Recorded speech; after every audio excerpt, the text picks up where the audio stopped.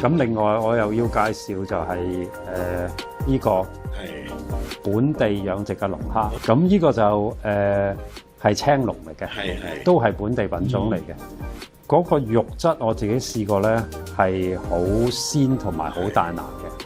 同埋一樣嘢我一定要介紹咧，就係咧養殖嘅過程，其實龍蝦咧佢要退殼溝，佢退咗殼，一路大嘅時候咧，未生翻硬殼嘅時候咧，我哋就攞咗佢出嚟。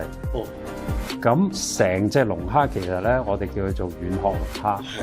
軟殼蟹大家食過？係冇錯啊！軟殼龍蝦咧就我諗係我哋本地養殖先有。基本上咧唔會有廚餘嘅，全部食晒。或者殼都可以食埋嘅。冇錯啊！咁亦都因為個殼啦，好豐富個鈣質。咁嗰個成個感覺會好唔同嘅。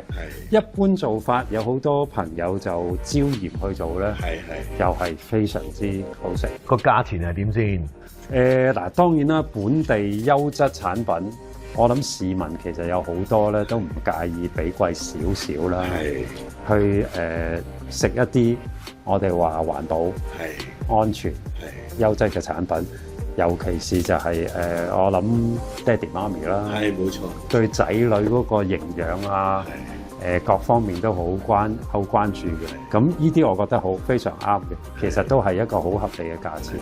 咁我相信喺香港有好多市民追求嘅品質產品咧，我哋本地嘅魚農產品係可以提供。